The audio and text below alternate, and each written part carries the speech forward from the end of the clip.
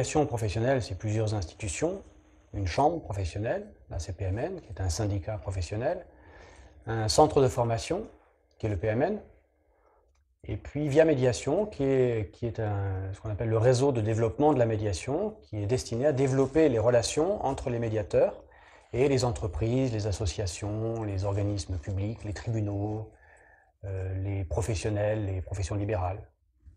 Toute forme d'organisation, même unipersonnelle, avec lesquelles on est susceptible de travailler, soit directement pour faire des médiations pour eux, soit travailler avec eux en tant que prescripteurs de médiation. Donc il y a plusieurs formes de partenariats possibles. Et ces partenariats passent par Via Médiation. Parce que la chambre professionnelle est un syndicat qui est là pour défendre les intérêts des médiateurs, qui n'a pas vocation à signer des contrats commerciaux ou à signer des conventions commerciales. Tout passe par Via Médiation. Les conventions sont signées par Via Médiation. Via Médiation, c'est un outil au service des médiateurs de la chambre professionnelle pour entrer en relation avec leur marché. Alors l'intérêt d'entrer en relation avec les clients, les prescripteurs, c'est déjà de comprendre ce dont ils ont besoin, de savoir concrètement dans quel cadre ils pourraient faire appel à la médiation. Ensuite, c'est pour informer sur la médiation, communiquer dans l'autre sens, leur montrer ce qu'est la médiation, quel service elle peut rendre chez eux. Et puis ensuite, c'est pour inscrire la médiation professionnelle dans le paysage de l'entreprise. Il y a déjà beaucoup de personnes dans l'entreprise qui travaillent sur les relations humaines, qui travaillent sur les conflits. Donc nous, médiateurs, on arrive avec des méthodes, des outils qui fonctionnent, qui sont efficaces, mais il faut qu'on construise la place de la médiation au milieu de ces différents acteurs. Donc il faut qu'on construise un discours qui s'inscrive dans le discours des autres, ce qui va inciter inévitablement les autres acteurs à se repositionner aussi par rapport à la médiation.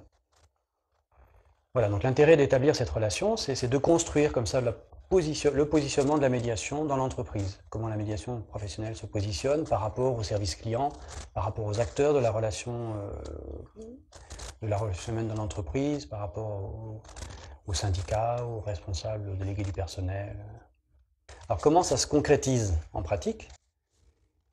Et alors il y a plusieurs manières d'entrer en relation avec nos clients. La première, c'est de mettre en place une convention de médiation. Donc une convention, c'est un engagement moral par lequel une organisation, une entreprise ou une association s'engage à promouvoir la médiation dans un contexte défini. Ça peut être les relations intérieures de l'entreprise, les relations internes, ou la relation avec les clients, avec les fournisseurs ou l'ensemble des parties prenantes.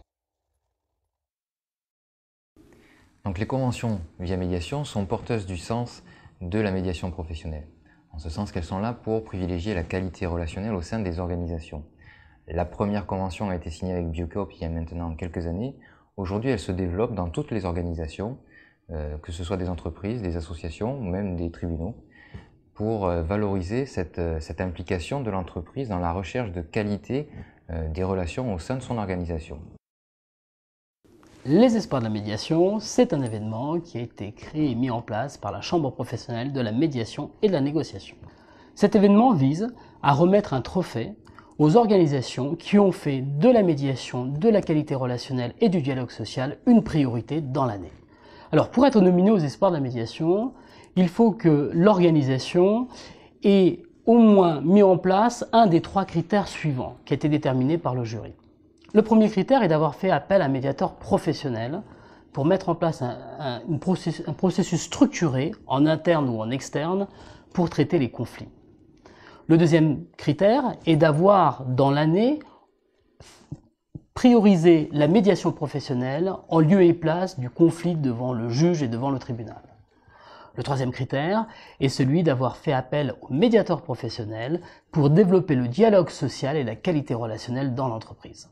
Ça, ce sont les critères auxquels les médiateurs professionnels doivent, lors de leur présentation de leurs organisations, doivent effectivement être attentifs à veiller à ce que ces entreprises, ces organisations, ces associations puissent effectivement rentrer dans ces critères-là. Le jury examine, le jury propose des nominés, et les nominés reçoivent un trophée lors du symposium de la médiation professionnelle. Voilà ce que c'est les Espoirs de la médiation.